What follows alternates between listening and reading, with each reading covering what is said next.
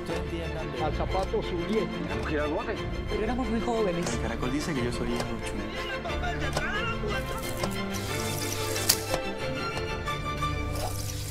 Pues cordialmente bienvenidos sean todos a Pantalla Indiscreta, este foro del audiovisual cubano en democracia. Yo creo que es uno de los pocos que existe, quizás el único. Y hoy es un día sumamente especial, no solo por la figura que vamos a abordar, que es nada más y nada menos que José Lezama Lima, sino por un realizador que es sencillamente uno de mis amigos, yo voy a decir renacentista, porque es capaz de cultivar lo más popular y lo más culto, como vamos a ver hoy. Así que le doy la más cordial bienvenida a Ernesto Fundora, que está establecido hace años en el Distrito Federal y desde ahí hace tantas cosas. De hecho, es el autor de dos de los, por lo menos que yo recuerdo, dos de los grandes videoclips dedicados a Celia Cruz, que ya están ahí inscritos para siempre en la historia de la música cubana y del audiovisual cubano. Y por supuesto, bienvenido. Gracias. Una nueva aventura y te doy muchas gracias que me acompañes. Y has hecho un documental sobre José Lezama Lima, que se llama así, José Lezama Lima, Soltar la Lengua. Y ahí mismo yo creo que está la esencia de lo que tú has logrado. Has logrado reconstruir para nosotros, yo lo disfruté mucho, son 2 horas, hoy vamos a tratar quizás 12 minutos de momentos solamente, pero has logrado reconstruir una figura invisible. Una figura inexistente.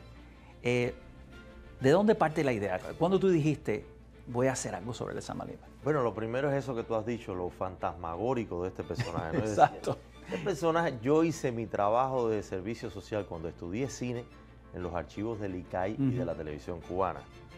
Estas encomiendas que te ponen en el verano, ¿no? A revisar materiales que todavía no estaban ni clasificados, en películas, en kinoscopios. Y yo no encontraba nada de Lezama. Ni una pulgada, ni un centímetro. ¿Tú qué carajo? O sea, aquí pasa algo. Y entonces ya de grande me doy cuenta de que esto evidentemente obedece a un plan siniestro. Claro, por supuesto. Esto no es la casualidad. No. No puede ser tan perversa la casualidad. O sea, y más en la República, porque en la República se testimoniaron muchas cosas, ¿no? Todavía ya en los años 60 de crisis, en los 70 que le tocaron a él, que fueron tiempos difíciles en cuanto a fotografía, video, cámaras, ese tipo de cosas, lo entiendo. Pero que ni siquiera existiera memoria de la República. Entonces después me entero de que también el tipo había sido un fantasma en la República. Claro. Que no le gustó, bueno, aquella famosa polémica de él con Mañac, que termina diciéndole, ustedes cambiaron la FEDE por la sede, le dice la Mañac. O sea, ustedes cambiaron toda la cuestión universitaria por entrar en los ministerios, digamos, ¿no? A las cortes. Lezama siempre fue muy prudente con el poder. Y a mí eso siempre me encantó de él. Es un tipo que tuvo su propia cófrade, ¿no? Sí. Y eso es lo que es Orígenes. Orígenes es un contrapeso. La revista más importante de la cultural y de América Latina. A la parte quizás de vueltas, sur y vuelta. Exacto. Quizás sur y vuelta. Occidente, esas son las revistas homólogas. Exacto. Pueden poner. Por ahí está parado. Y el hombre igual, o sea, pero elegiste un personaje realmente y lo reconstruiste a partir de las personas que lo conocieron. Exactamente. Eso fue esa fue la idea. Esa fue la idea, a partir de personas que tuvieron diálogo con él, que tienen anécdotas, que tienen cosas que contar. Claro. Sí, porque no es lo mismo el tipo que comparte un panel, una mesa universitaria. Un estudioso. Que el tipo ese que se tome el café, que se fume el puro, que tiene la sabrosura de una conversación chismosa, que se ensucia los dedos con la comida, con Lezama, que le cuenta sus intimidades eróticas. Ese tipo de cosas era lo que a mí me interesaba, ¿no? Llegar al ser humano, que era lo que menos estaba registrado. Porque, por supuesto, cuando tú ves una figura de esa monumentalidad, tú no te vas a poner a buscar los resquicios mundanos, digo yo, ¿no? Claro. La gente se va a lo grande, a lo magnánimo. Yo dije, no, yo voy a empezar por lo chico. Exacto, porque de hecho ahí está su obra para quien la quiera consultar y de hecho muchos de tus testimoniantes hablan de lo difícil que es acceder a la obra. Hay personas que te dan muchos caminos para llegar a ella. Pero lo que a mí me maravilla es el retrato en vivo del hombre, más allá de esa obra tan compleja, tan difícil, tan avanzada en su tiempo, tan, como dice Rufa, tan poco estudiada, porque realmente es difícil entrarle, lo cual sigue siendo como un misterio, como dice Lichi, ¿no? El gran misterio de la cultura cubana, más que de la literatura, porque yo diría que es de la cultura. Más grande que la literatura. Y yo creo que ese retrato está muy, muy bien coordinado. Y se hizo de un año a otro. O sea, Quiero decir, vamos a ver un fragmento, vamos a ver un primer fragmento y después te hablo de eso, de la distancia que te tomó, los años que te tomó hacer esto. Muchas de las personas que aparecen en este documental ya incluso no están entre nosotros, no están entre las personas vivas, pero están ahí para siempre en este documental, porque yo siempre he dicho que el cine tiene que ver con la eternidad. Vamos a ver un fragmento. Ninguna familia decente vivía a 2 cuadras con hijas, señoritas. Vivía a 2 cuadras del barrio de Puta, porque en el Prado ya era otra cosa. Pero cuando tú ibas de Prado a Consulado, en Consulado había bares con mujeres. En ese barrio vive Lezama prácticamente toda su vida. ¿Por qué? Porque no tenía dinero para vivir en otro lado.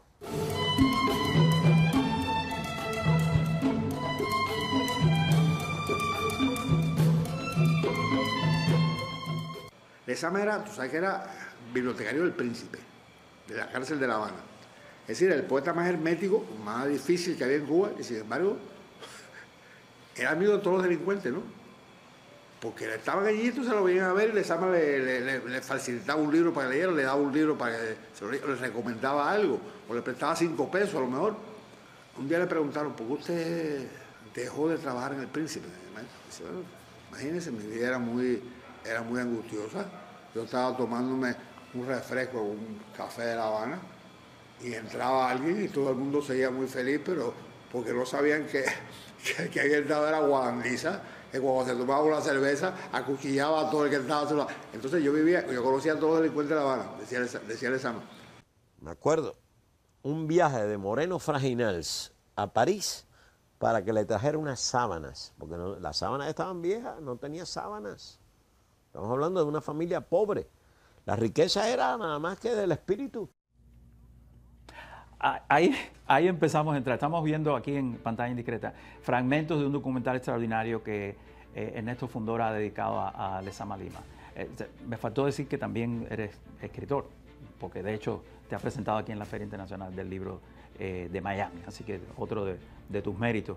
Y yo creo que este mérito va a quedar sobre todo, una vez más, porque lo acerca a la gente, al barrio donde él vivió. Yo me acuerdo, Ernesto, cuando murió, yo trabajaba en la dirección de literatura, imagínate tú, y se formó todo un aquelarre porque no sabían qué hacer con la casa. De hecho, tú sabes que la casa la desmontaron.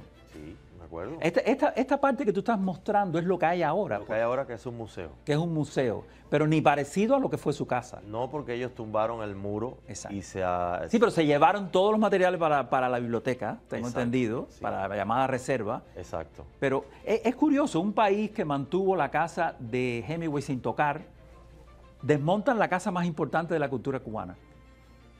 Pero es importante porque tú también la has rescatado de alguna manera. Claro. Porque todas las fotos de Iván Caña y todo lo que tú vas construyendo alrededor nos coloca otra vez en ese lugar, ¿no? Claro.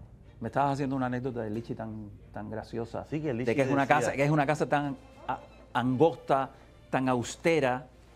Incluso ese registro que yo hago del Sí, baño sí. es dramático, porque tú te imaginas ese hombre tan grande y tan obeso en aquel inodoro tan pequeño y en Exacto. aquella bañadera tan chiquita.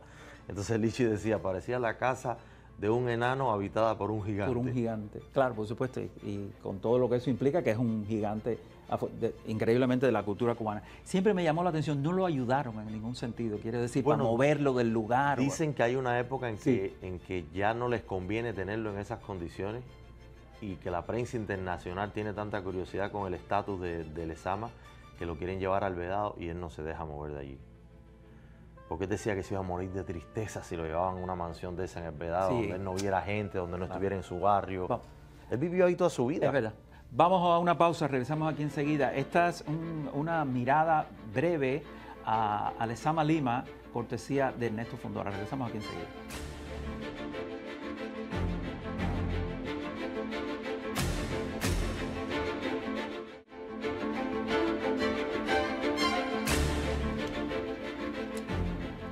Lezama Lima, soltar la lengua, me encanta ese nombre. Y Pantalla Indiscreta tiene el privilegio de adelantarles a ustedes este documental que espero que algún día esté en todas las universidades, por lo menos, incluso en la Universidad de La Habana, lo cual lo vemos un poco probable, pero por lo menos que esté en todas las universidades del mundo, como se merece.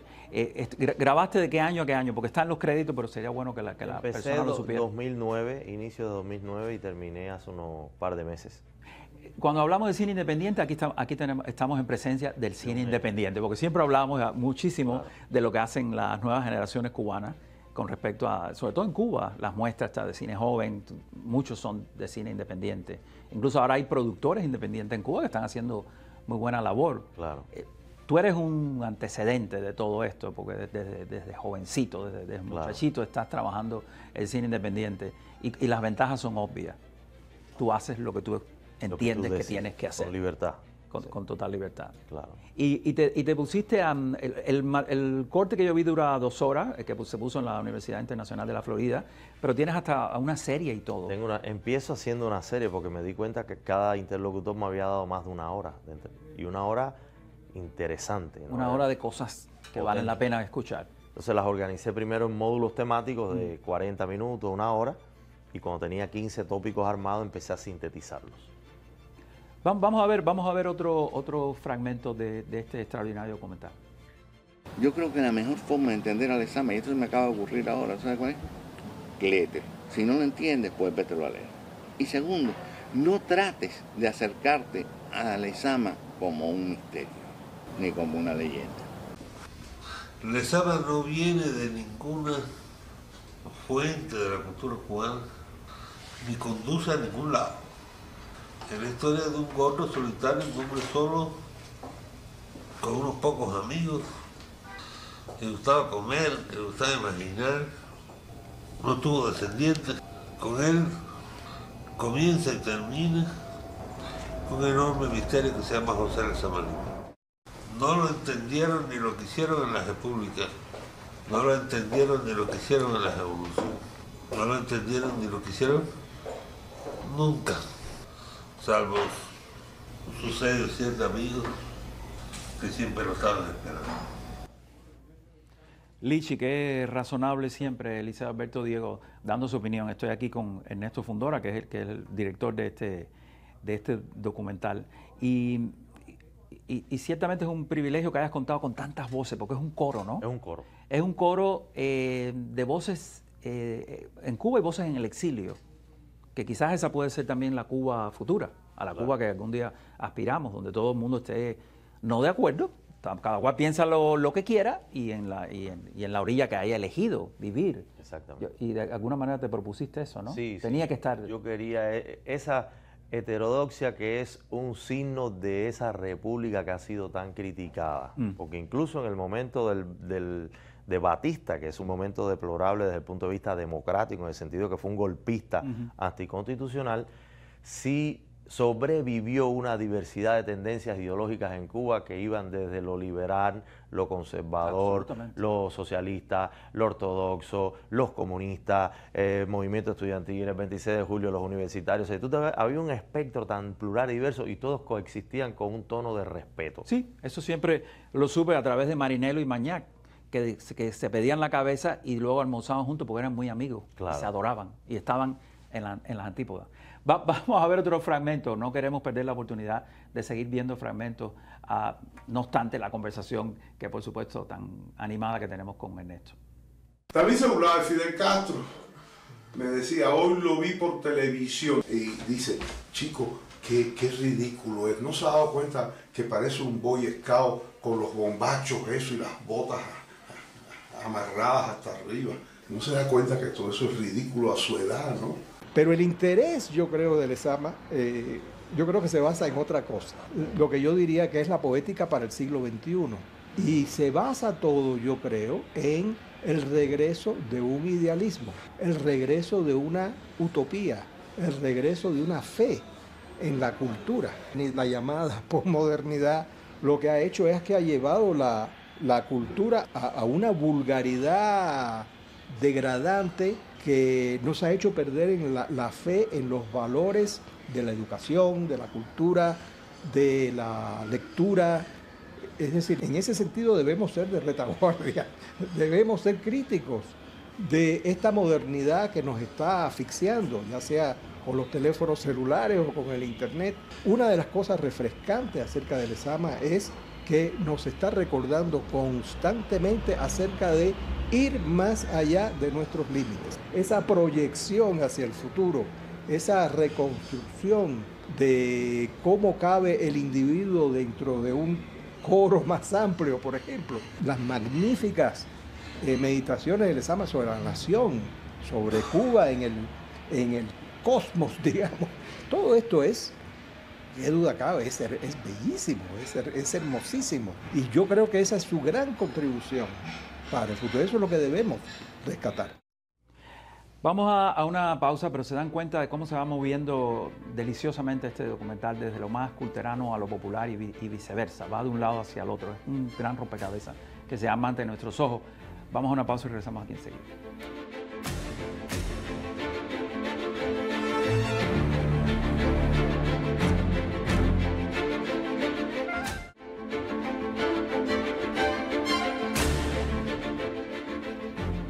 Lezama Lima, soltar la lengua. Yo creo que se me había pasado a preguntarte ese soltar la lengua, ¿por qué lo pusiste ahí? Porque ciertamente era una persona como muy chismoso, en el mejor sentido de la palabra. Era un conversador, nosotros que estaba al tanto de todo. Usamos eso con la cosa de la impronta, la cosa chispeante de la gente que te dice las palabras sin pensarlas, ¿no? Sí, exacto. Por un lado eso, por el otro lado el mecanismo liberador que él establece con el idioma y con el lenguaje. Por otro lado, toda esa parte de chismosa, bretero, curioso, pueblerino, ¿no? Y bueno, el sentido también de la libertad política y social, ¿no? Soltar la lengua está en las antípodas de una dictadura, Exacto. está en las antípodas de un sistema que no quiere que nadie suelte precisamente la lengua. Ahora viene en el próximo fragmento la anécdota de esta persona, creo que es francesa, que va a tomar el té y termina, bueno, vamos a ver y ahora comentamos. Esta es una anécdota realmente fascinante de quién era José Lezama Lima. Una noche que estábamos mi esposa y yo en casa de Lezama, en Trocadero, años 73, 74, había anunciado, la habían llamado, dice, no, va a venir una italiana, y en efecto llega la italiana, me acuerdo del apellido, porque el apellido es inolvidable, Papas de apellido, y la señora Papas era la directora de la Biblioteca del Vaticano.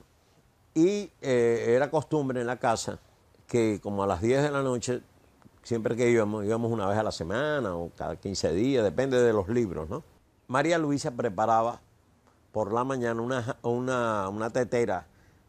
El único té que se vendía en Cuba en aquella época era el té ruso. No sé si te acuerdas que venían unas cosas que parecían, la vendían en la farmacia, un té negro. Pero ella lo preparaba por la mañana y lo servía en unas tazas muy lindas, de esas que parecen como de cáscara de huevo, que tienen como unos reflejos tornasolados adentro. Sirve María Luisa el té en las tazas a la señora Papa, a mí, a Marucci, a él. Y de pronto Lezama empieza a hablar y dice, mire, yo tengo algunas relaciones con la embajada china y nos mandan este té que es el famoso té bigote de dragón. Y yo, bueno, por poco yo decía, ¿qué es esto, Dios mío?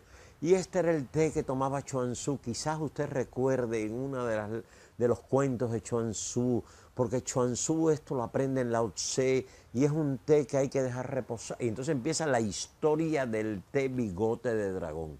Y cuando la italiana Papas prueba y dice, ay, sí, cómo no, Lezama, si yo la única vez que he estado en Beijing me lo dieron y en efecto es el mejor té del mundo. Y era el té ruso de la bodega, un té espantoso. Es decir, Lezama fue capaz de... Y además ya llegó un momento en que después de la risa que me dio, aguantando la risa con la italiana, ya llegó un momento en que Lezama logra que todos nos estemos tomando el bigote de dragón. Ese es Lezama. Sí, Lezama es, desde Góngora, es el gran escritor de habla hispana capaz de transformar un humilde té de los Urales en el té bigote de dragón. Sin duda ese té, yo te lo digo porque muchas veces fue nuestro recurso socorrido. Era un veneno, el té ruso brusco, pero bueno, es algo que hay que agradecer porque no teníamos ni el chino ni el de jazmín, no teníamos ningún té, pero esto lo retrata, tanto esta como la próxima que es Manolito Pereira, que estuvo tan cercano a él, ¿no? De hecho, tú has conseguido personas que realmente estuvieron muy cercanos. Ahora, curiosamente, cada cual tiene su Lezama. Cada cual se aparece con un Lezama diferente. Porque dicen que Lezama tenía una curiosidad en las personas. Eso me lo contó Fina. Fina un momento hace una parte conmigo y me dice, mira qué raro este tipo, que los regalos que él le hacía a cada persona tenían que ver única y exclusivamente con esa persona. Entonces, por ejemplo, a Fina le regalaba regalitos de miniaturas y de cosas muy exquisitas, asiáticas, orientales. Sí. Entonces, él tenía una divisa que él decía que no se podía mezclar a la gente. Y tú lo has logrado en el documental. Vamos a ver esta anécdota de Manuel Pereira y los carnavales de La Habana, que es sencillamente de primera. Sí, bueno, en Cuba en esa época todavía existía la selección o elección de la reina y la estrella y sus luceros. Porque antes de la revolución era la reina del carnaval, pero la revolución cambió la terminología. Entonces pusieron estrella, la estrella y sus luceros. Entonces yo estaba de periodista y claro, yo fui a cubrir a la reina y a sus luceros, fui a cubrir el acto de selección, que era un desfile de mujeres preciosas en la ciudad deportiva, con el pueblo gritando la 14, la 15, porque llevaban unos números, ¿no? Y aquello era un show de que era bueno. Al final yo me hice amigo de la estrella y sus luceros, y yo siempre estaba metido en la carroza con ella, para arriba y para abajo, y yo se lo contaba a Lezama todo eso, ¿no? Y Lezama le decía, cuénteme cómo son bonitas, y no sé, claro que eran bellísimas, ¿no? Y un día, estoy con él hablando ahí en su casa, y llegan 4 carros descapotables frente a su casa, se estacionan allí, se parquean, y se bajan las estrellas y las luceros allí, con todos los policías montados, ¿no? Los motoristas estos, los motociclistas, y yo las veo por la ventana y ellas me ven, me conocen, hola, y vienen todas con aquellas altas, aquellas opalandas, aquellos vestidos que iban así con unas colas, ¿no? Arrastrando por la calle, y todas se meten en casa de Lezama. De pronto yo les abro la puerta, y ¿quién es este señor? Digo, no, este es mi maestro, el poeta Lezama Lima. Ellas ni sabían quién era Lezama Lima. Ay, encantado, y él besando mano, y todas ellas metidas para el baño. ¿Podemos pasar al baño un momentico, por favor? Sí, oye, un vasito de agua. Y ya tú sabes, aquello se llenó la casa. Eran 13 muchachas preciosas, la reina y sus 12 luceros, los motociclistas con los cascos y las polainas metidos allá adentro también, y Lezama en medio de aquel revuelo de mujeres enloquecidas. Y cuando se fueron todas ya, se me queda mirando y me dice, usted ve las leyes del azar concurrente, cómo se cumplen. Usted se pasa el día en el carnaval y yo no puedo ir al carnaval, pero el carnaval viene a mí.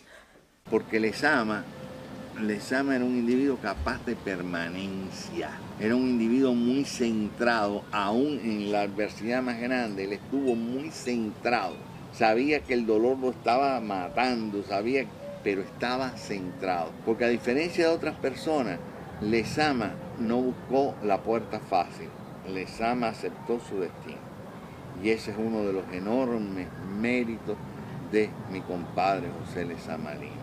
Aceptó su destino, encajó su destino. Y esa, además de su obra, de su poesía, es una de sus grandes lecciones y legados.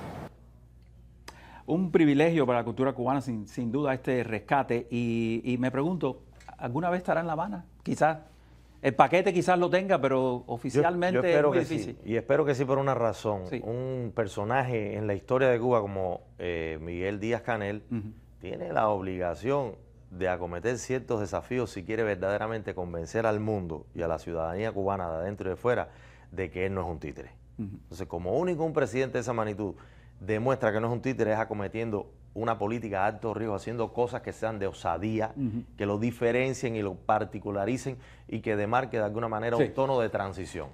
Bueno, espero que... Y este tipo de... No pongo solo mi ejemplo. 1000 cosas que se están haciendo de Cuba por el mundo. De cine independiente y de otras cosas. Que regresar a Cuba, porque hay que empezar a echarle la energía del cambio. O sea. Bueno, por lo menos, de hecho, Lezama renació. Una vez más lo tenemos en cuerpo y alma. Gracias a Ernesto Fundora. Gracias por estar aquí. No, gracias por a ti, supuesto, dale. Nos quedan pendientes otros programas de tu otra labor, que es tan importante. Nos vemos en la próxima Pantalla Indiscreta. Gracias por la sintonía.